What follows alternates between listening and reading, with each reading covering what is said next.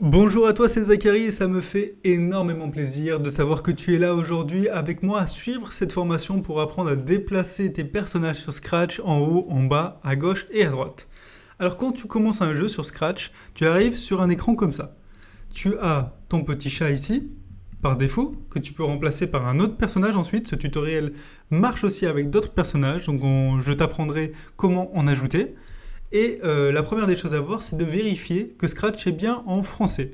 Si jamais le texte qui apparaît ici n'est pas en français, il te suffit de cliquer sur le petit globe en haut à gauche et de sélectionner la langue français. Ensuite, si jamais tu veux changer de personnage pour ce tutoriel, je t'invite à cliquer ici, puis choisir un sprite. Tu vois, tu peux choisir un sprite, donc un personnage dans une bibliothèque. Sprite veut dire personnage, je te le rappelle, ou alors carrément en dessiner un, ou encore au hasard, ou l'importer de ton ordinateur, par exemple un personnage que tu as pris sur Google. Donc voilà, nous on va travailler sur ce personnage-là, le chat, mais tu peux en choisir un autre pour ce tutoriel.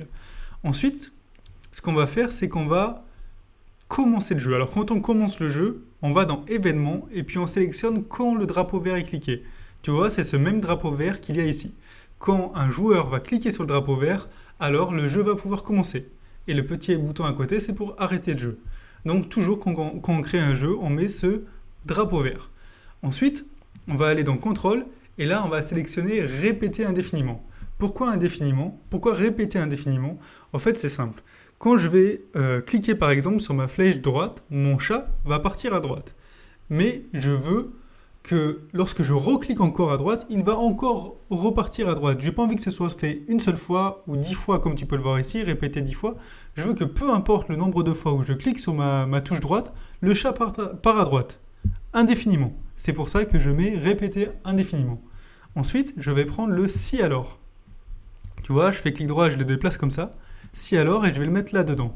Si j'appuie sur ma touche droite, alors le chat va partir à droite. À droite. Donc, maintenant, je vais dans capteur.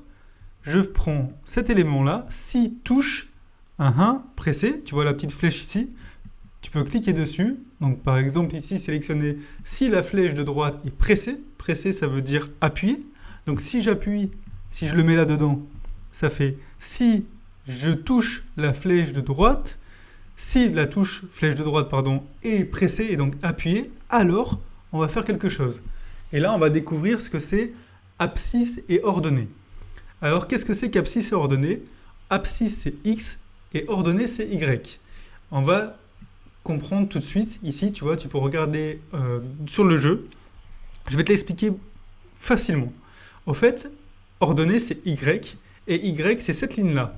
Cette ligne comme un immeuble, de haut en bas. Ce qui fait que, par exemple, imagine-toi dans un ascenseur, si je te dis monte de 10Y, tu vas faire ça. Si je te dis monte de 50Y, tu vas faire ça. Comme si tu montais au 50e étage. Si je te dis redescends de moins 50Y, tu vas faire ça. Donc Y, c'est cette ligne-là de haut en bas. Et X, c'est la ligne horizontale. C'est celle-ci. Ça veut dire que si je me place là et je te dis avance de 10X, tu vas t'avancer comme ça. Avance de 100X, tu vas t'avancer comme ça. Sur la ligne horizontale. Si je te dis monte de 50Y, tu fais ça. Puis ensuite, avance-toi de 50X, ça fait ça. Donc, l'ascenseur est comme ça, c'est Y. Et de droite à gauche, horizontalement, c'est X.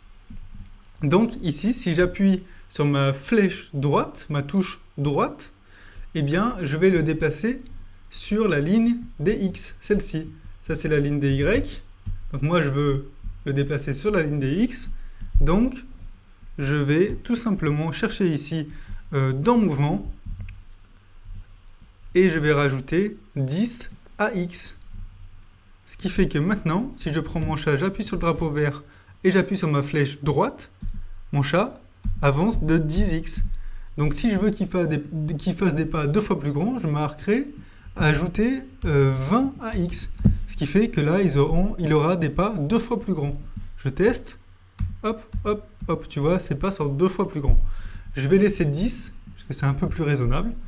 Ensuite, je vais faire pareil pour les autres touches. Donc, je vais mettre un si alors ici, puis encore un si alors, puis un si alors pour mes 4 touches. Ensuite, ce que je vais faire, c'est la touche de gauche. Donc là, je vais répéter la même chose. Je vais aller dans capteur, puis je vais prendre, si la touche espace est pressée, je vais je vais la remplacer par la flèche de gauche. Si ma flèche de gauche est pressée, alors je vais tout simplement aller dans mouvement et on va ajouter. Donc on a dit cette ligne-là, c'est la ligne des X. Donc là, dans ce sens à droite, c'est 10x. Puis dans ce sens-là, c'est moins 10x. Et ça, tu peux le comprendre grâce à notre image de tout à l'heure. Quand on monte sur un immeuble avec un ascenseur, tu vois, on est à l'étage 10, à l'étage 20, à l'étage 30. Puis il existe aussi des étages négatifs. L'étage -1, l'étage -2, l'étage -3.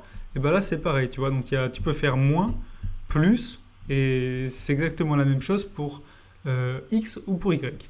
Donc là, par exemple, si je fais moins 10 à x, tu vois, si j'appuie sur la flèche de gauche, il part à gauche. Si je appuie sur la flèche de droite, eh ben, il part à droite.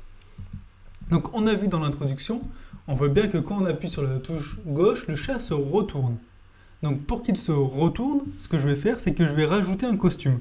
Je vais dans costume, donc ça c'est mes deux costumes, tu vois. Celui-ci ne me sert à rien, je peux le supprimer. Et je vais créer un deuxième costume, je vais faire clic droit, puis dupliquer. Et grâce à ce petit bouton-là, je vais pouvoir retourner mon chat. Comme si il y avait un miroir ici. Et le chat, tu vas voir, va se retourner. Ce qui fait que maintenant, j'ai deux costumes. Le costume 1 comme ça, et le costume 2 comme ça. Donc, je vais m'intéresser à ça. Si la touche gauche est appuyée, alors il part dans ce sens. Mais je vais aussi pouvoir aller dans apparence et basculer sur le costume 2 que je vais placer ici. On va tester tout de suite. Voilà. Bon, là, il part toujours à gauche. Ce que je vais devoir faire, c'est justement définir ma flèche de droite. Et là, je vais basculer sur le costume 1. Tu vois, donc, quand j'appuie sur ma touche de droite, il va prendre le costume 1, donc celui-ci. Et quand j'appuierai sur ma flèche gauche, alors là, il basculerait sur ce costume-là. On va tester tout de suite. Hop, hop, tu vois, c'est fonctionnel. J'appuie sur ma touche gauche, j'appuie sur ma touche droite. Très bien. Maintenant, on va tout simplement remplir le reste. Donc, si touche du haut, et on va le faire tout de suite pour l'autre aussi, si touche du bas. Donc, flèche du bas. Donc, on a vu que les étages, dans ce sens-là, c'était les Y. Là, on a fait les X, c'est l'horizon. Et Y, c'est à la verticale, comme un ascenseur. Donc, je vais aller dans Mouvement, et je vais rajouter 10 à Y pour les touches du haut. Et pour la touche du bas, je vais ajouter, d'après toi, moins 10 à Y. Comme si je descendais de 10 étages. J'appuie sur mon drapeau vert pour commencer mon jeu. Gauche fonctionne toujours. Flèche de droite. Flèche du haut. Flèche du bas. Voilà, maintenant je peux déplacer mon personnage dans mon jeu. Bravo à toi, à très vite.